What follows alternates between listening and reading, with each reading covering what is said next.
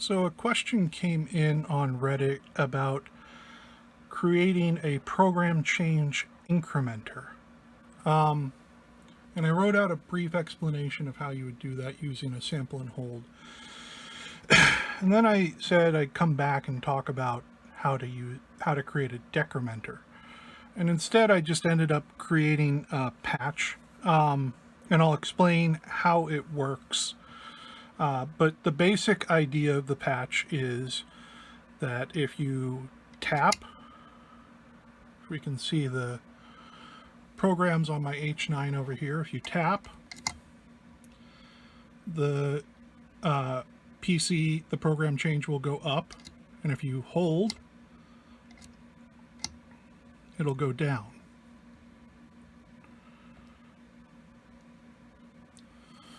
So I did two versions of this. I'm using what I call the simple one, and the idea, I put them both in the same patch, and the idea is that you could copy and paste, or load the patch and delete whichever one you didn't want, but you can import these pages. So there are two pages for the simple version, and I'll get to the more complex one in a second. It has some features you might want, you might not want. So the simple version works by using a sample and hold that's fed back into itself to increment. So a value that is at the input will be added to the output because the output is fed back into the input. And that will allow it to count up. And I've calibrated this to count up program changes, which is 0.00781 something. It's 1/128th. So if you wanted to use this to increment something else, or to increment in different amounts, if you for some reason wanted to change programs by 10 rather than 1, you could do that. It would just involve changing this increment value that I've placed in a value module right here. And the way that this works is by detecting when the release of the stomp switch is. So what happens is the stomp switch goes into an AHD envelope. This is an ADSR with the sustain and release taken off, the immediate release taken off, and the hold, attack, decay stage added, which is really just a hold stage. They call it hold, attack, decay, but it doesn't hold, attack, or decay. It holds at 1 once attack has been completed, and then decays. So you can use this to set the window. And the way that this works is that this ADSR is controlling a CV in switch. And the first input, we have our increment, in the second input, we have our increment value. In the first input, we have that increment has been inverted, right? And it goes in here. So basically this creates a period of time when the positive increment is available, this AHD envelope. And then if the stomp switch is released in that period of time, a trigger will be sent through. I did that by using a comparator. A comparator, when you put a stomp switch or any other 0 to 1 sort of value, a push button, whatever, in the negative input, it will create an inversion. So it's a really quick way to get a stomp switch's inverted value too. So basically when the stomp switch is held down, the comparator goes to 0, and when it's released, it triggers its own very short ADSR. This ADSR goes two places. The first place that it goes is to the sample and hold. And that tells the sample and hold to increase the count. It goes to the trigger input of the sample and hold. The other place it goes to is this CV delay, and the CV delay goes out to the trigger input of the program change module. And that's so that the count arrives before the program change trigger happens, so that it counts up instead of, you know, always being sort of a step behind. You could put these on separate stomp switches. All you would do then is you know, connect a stomp switch to the CV delay and disconnect this AHD envelope. You know, so that's one option. Oh, that's just nothing left over from an earlier experiment. Yeah, and so basically if the stomp switch is released during the period that the AHD is open, it will the sample and hold will sample from the positive value, right? And we'll get an increase. And if you hold it down and then release, it'll sample from the negative value, or the negative input, and you get a decrement. So that's the basic idea, right? It counts. I put in one safeguard. You can put in more safeguards. I'll talk about safeguards when I get to the more complicated patch. But basically what this does, a sample and hold can go below 0. And in fact, if we look at its output, we might get, yeah. If we keep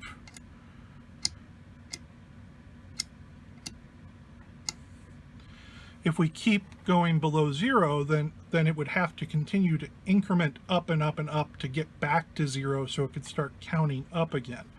So what this is a comparator, and basically it's connected to the output.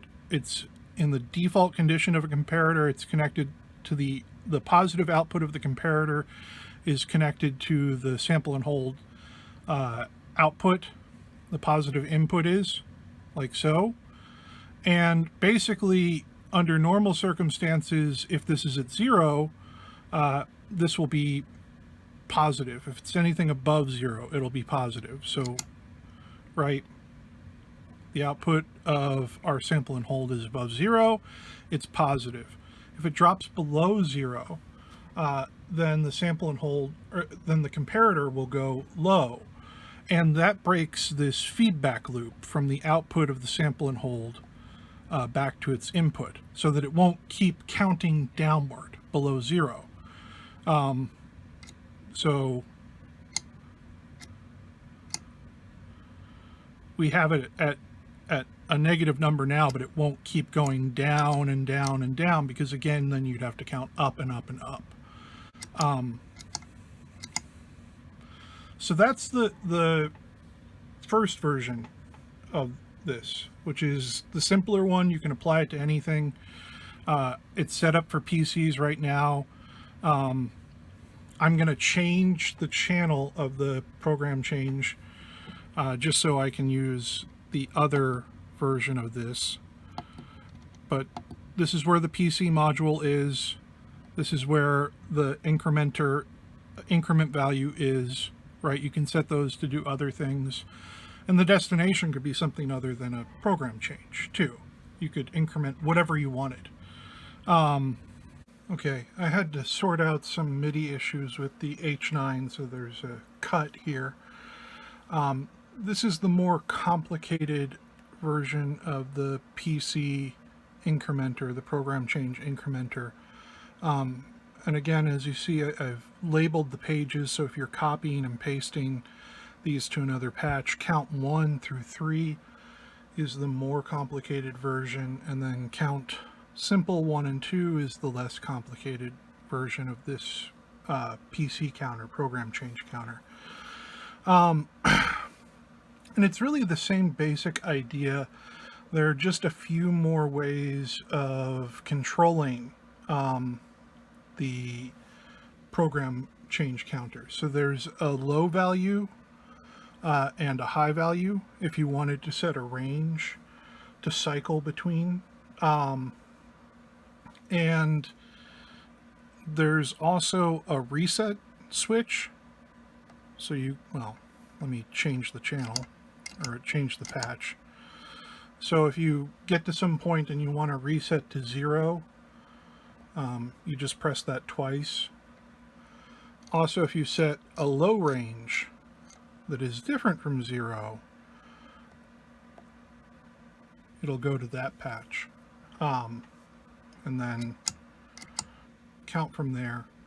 But with the low range, you can't go below the range set.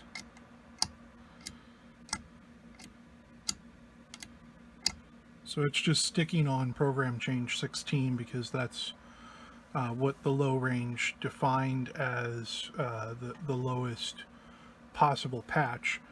And if you go above the high range, if this were set to something other than 1, it would just stop incrementing at that point. You could increment downward, just like you can increment upward from the low range.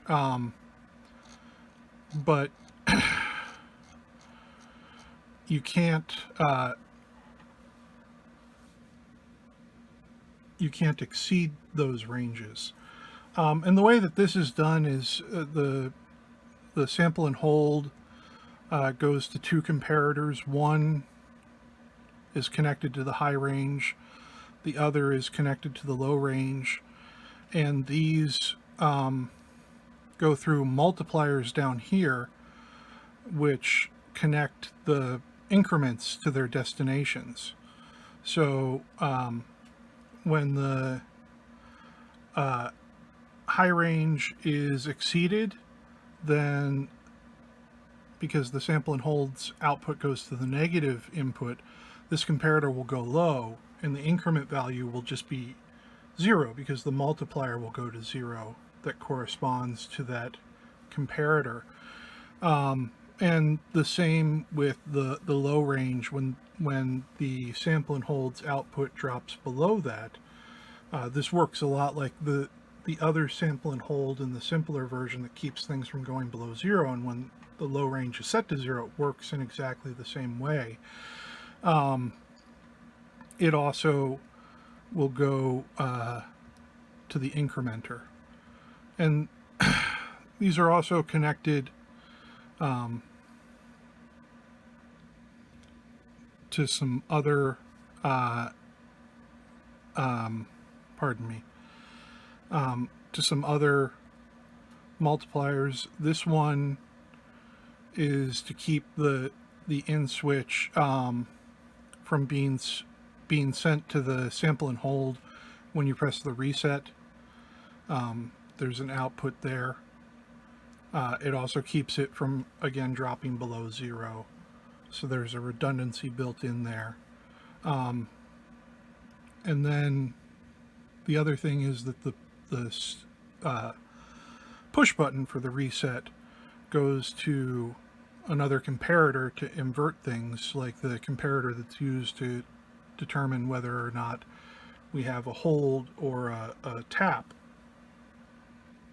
And when the push button is held, this multiplier goes high. The other input of the multiplier is that low range value. So right now it's 0 because it's set to 0, but this goes back to the sample and hold input and sends a value. So, you know, the idea here is basically, you know, just a few more controls that allow you to more specifically design the range, to put in a reset if you need a reset to go back to the beginning of the sequence, and to give you just some more control over it. The difference between the two versions ends up being not insignificant. If you see here, the total patch hovers around 12% of the CPU. The more complicated version runs a little bit under 8%, and the less complicated version, the simple version, runs a little bit above 4%. So, you know, if you're trying to add this as just a little feature to add to a patch that already has a lot going on, the simple version may work better for you, or maybe you just don't need the range controls and the reset and whatnot. If not, you know, the more complicated one I think works better if you're trying to build a patch that's sort of like a MIDI brain for your you know, for your pedal board or for your gear setup, whatever. So those are the two versions. I'm putting them both in the same patch rather than putting them in separate patches, because again, I see this as a patch that you might load onto your folder and then copy and paste. Maybe you want these features in more than one patch, so you can copy and paste, or import rather, the pages that correspond to which version of the counter you're interested in. So that's the program change incrementer in both versions. So thank you. I hope it's useful.